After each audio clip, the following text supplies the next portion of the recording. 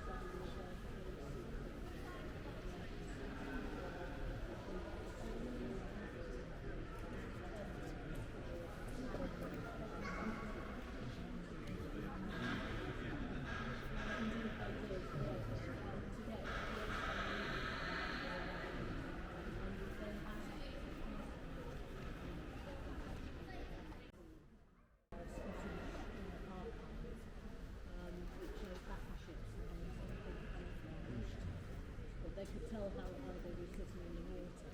So if you've been taking a photograph for quite a period of time, ship starts to look lower in water, you think, why is that?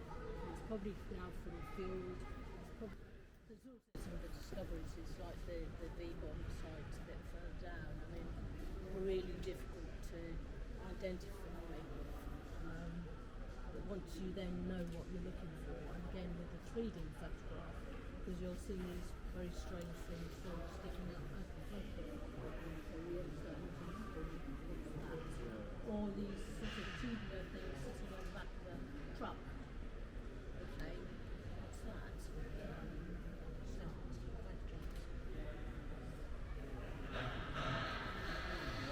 So enjoy.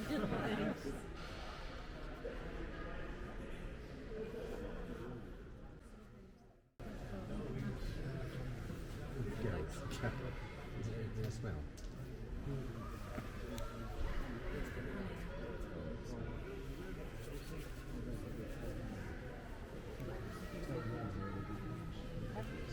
There was a test at the end of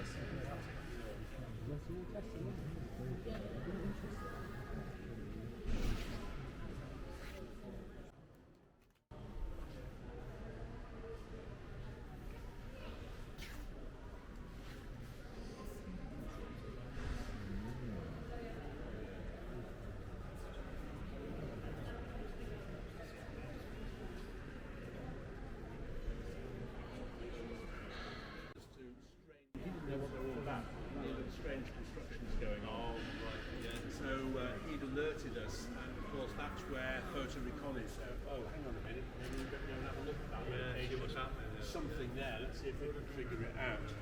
And then from there, they could see the launch ramp, and that was where Constance Babington-Smith, the intelligence officer at Redmondham, identified this is a similar type of launch ramp to what we've got there, and I can see a flying bomb. Yeah.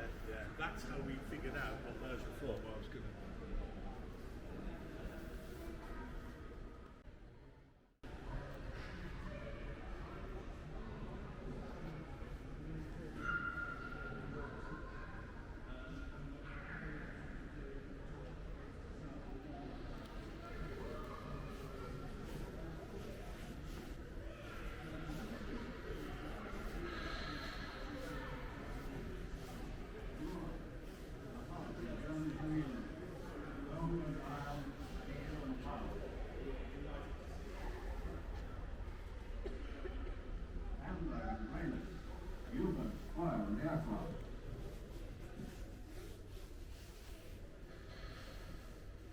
In Britain, Bomber Command of the Royal Air Force was assigned the task of smashing the German war industries. Photographic reconnaissance played a vital part. After a raid, a single fast aircraft would take off for Germany to photograph the target.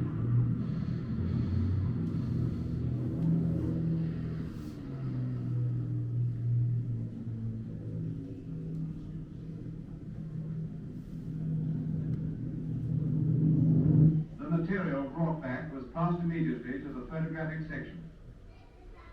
It was essential to Bomber Command's future planning to know just what damage had been done.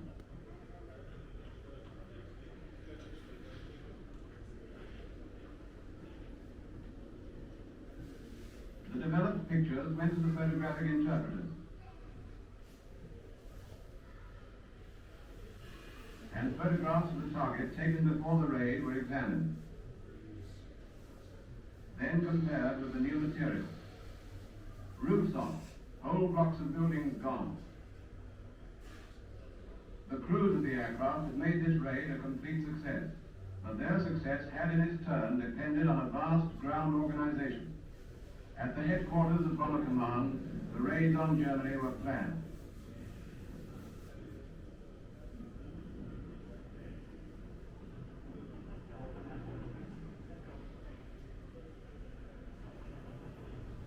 Foreknowledge of weather conditions was essential, and the planners worked in close touch with weather experts.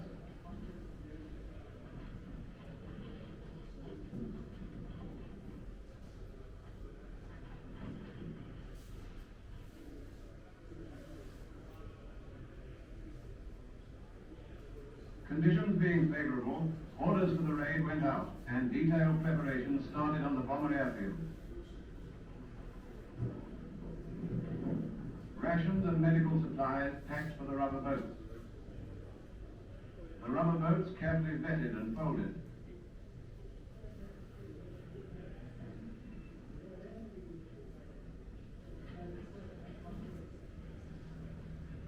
Parachutes examined and packed.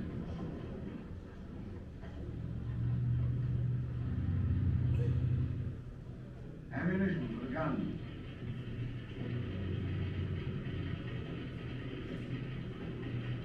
Bombs brought from store and loaded on the trolley.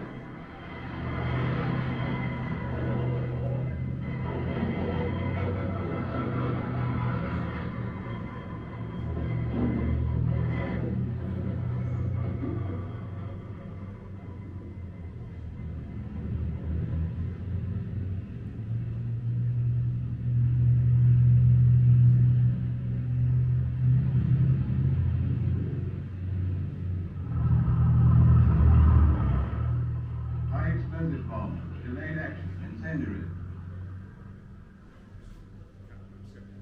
Each type chosen as part of the plan of the raid, to be dropped at a given minute in the carefully worked out timing of the attack.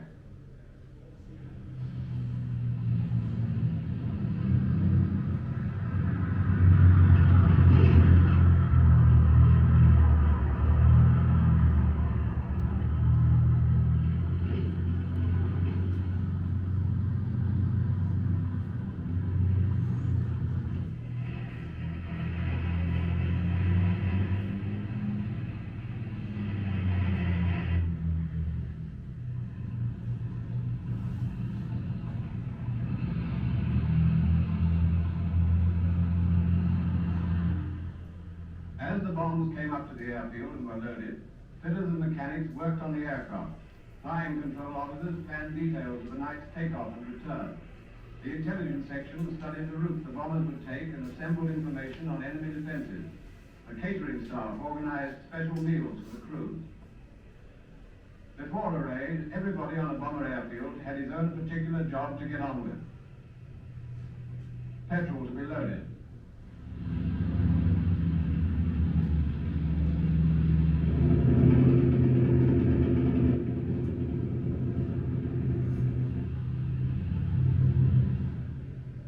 Guns tested.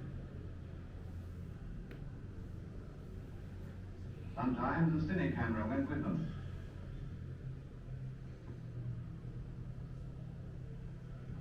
As preparations went ahead, there was always plenty of guessing about the probable target. But it wasn't until shortly before the aircraft were due to take off that the crews were told their destination by the officer in command. He told them where they were going, what route they would follow, the time of the attack.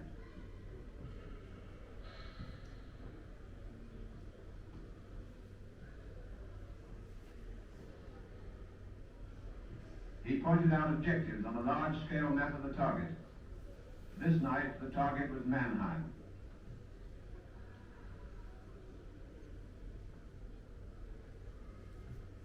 target area lay the largest chemical works in Europe, IG Farben, vital marshalling yards and a large dock area. Mannheim was one of the busiest inland ports on the Rhine.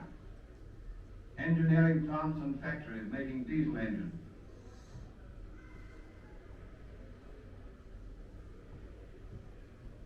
The first men briefed and away would be the pathfinders, experienced volunteer crews picked to set off in advance and to find and light up the target for the main strength of bombers. Pathfinder crews had to be highly skilled navigators and unerringly accurate in aim. They played a vital part in smashing Germany's war machine.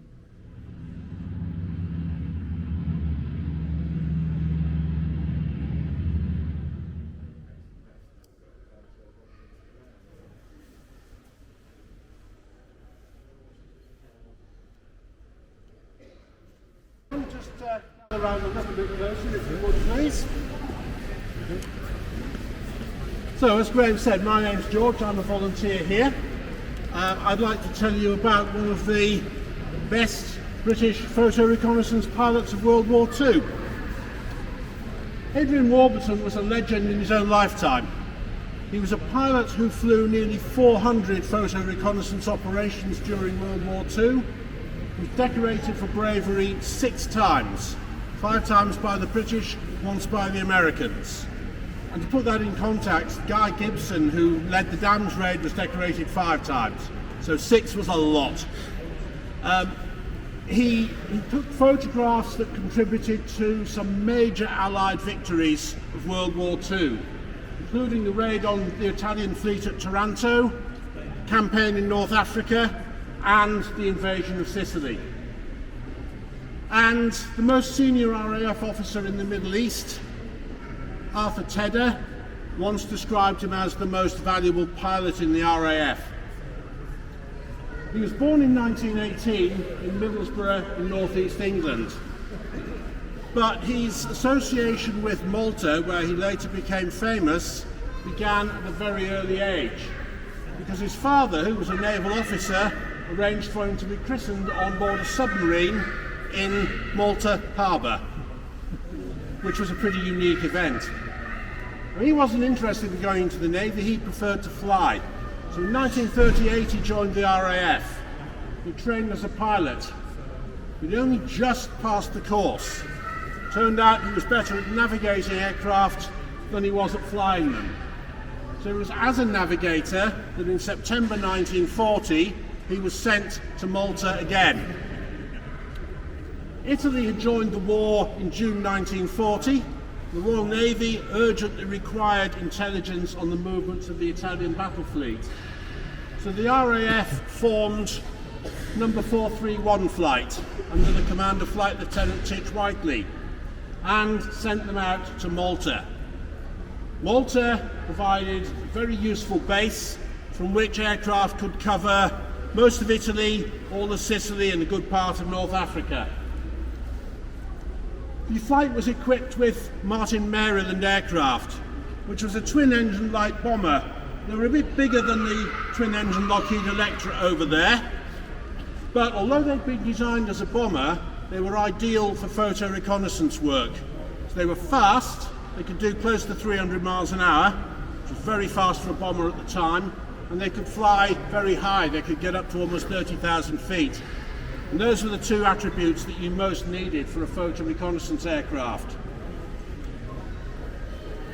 When 431 flight arrived in Malta, 2 of the pilots were almost immediately taken ill. There was a pretty virulent form of dysentery that was quite common on Malta called the Malta dog, and 2 pilots went down with it.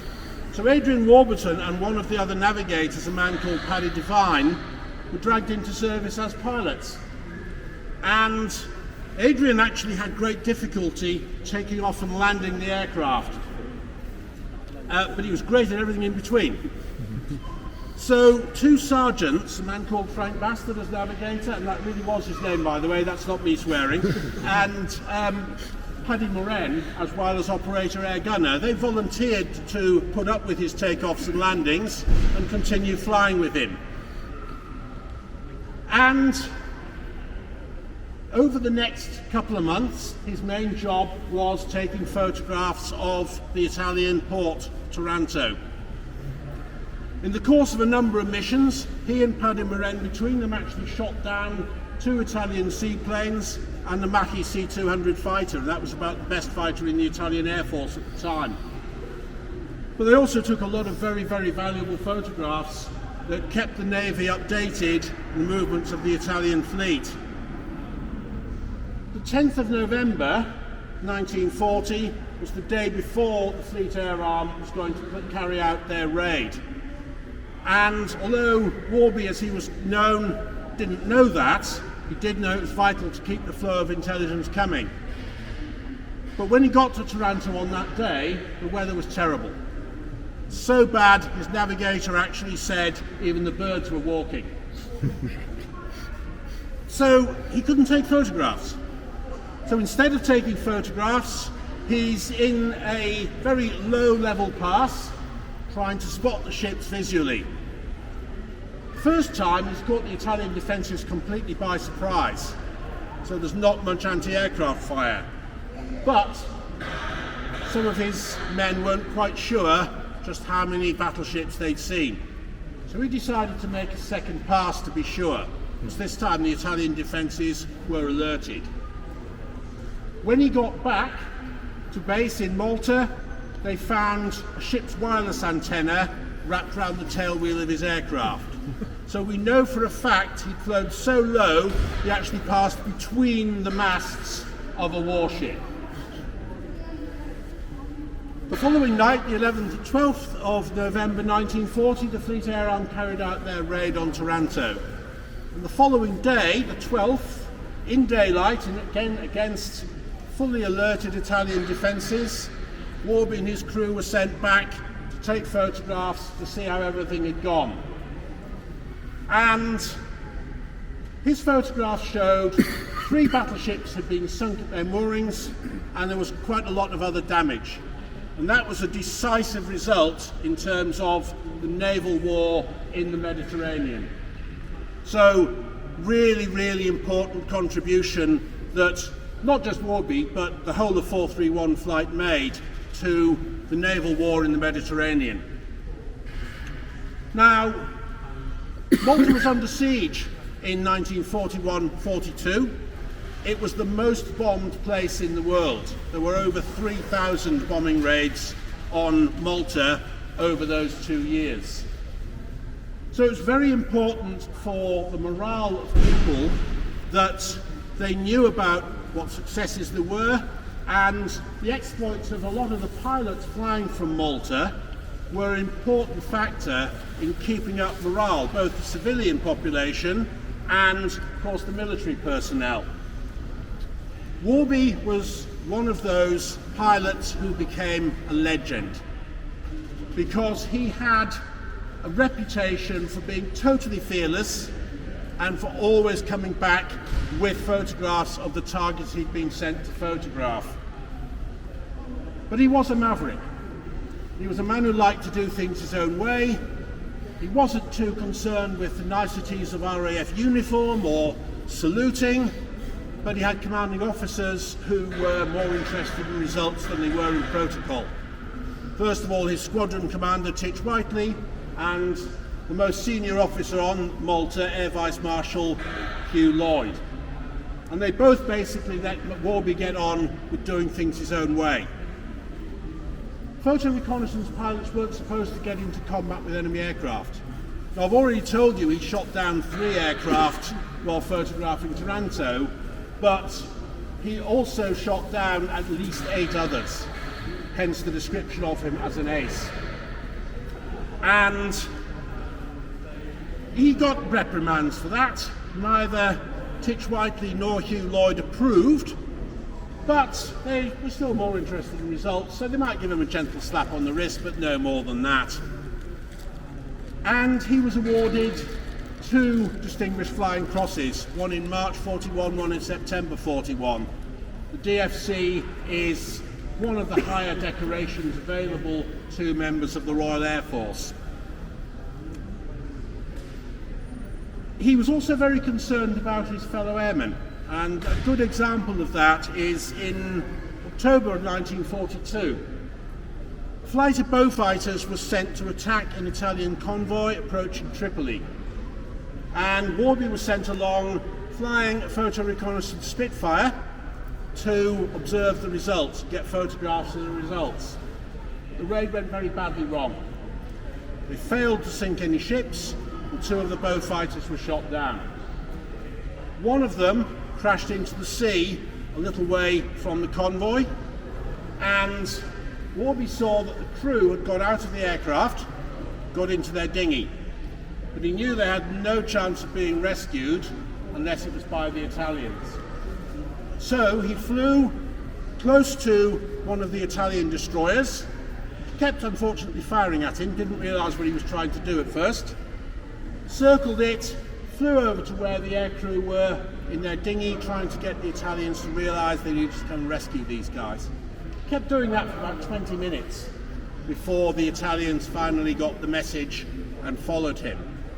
In the meantime, the Italians had called up their own fighter cover. So 6 Macchi 200 fighters came and chased Warby. Now he's flying a Spitfire, which was unarmed. So he's using violent evasive manoeuvres to try and stay out of their way until he can see the aircrew have been picked up and are safe. Then he turns on the speed and runs away. It's what he probably should have done in the first place. Late in 1942, the tide turned in the Mediterranean. I know you're going to say, okay, the Mediterranean is pretty much a tidal sea, so I'm talking metaphorically here. In October of 1942, General Montgomery won the Battle of El Alamein, started pushing the Germans back from Egypt. And in November 1942, British and American forces invaded Algeria, which was part of Vichy France, started advancing from the other side. So shortly after that, planning began for the next phase, which was going to be the invasion of Sicily. Photo reconnaissance was vital because it was critical that the invasion planners knew the terrain and also the positions of enemy defences. So the photo reconnaissance resources were very much beefed up around that time. There were South African squadrons, and most of all, there were American photo reconnaissance units. During that time, Warby became good friends with a man called Elliott Roosevelt. And if that name sounds familiar, yes, he was the son of the United States President.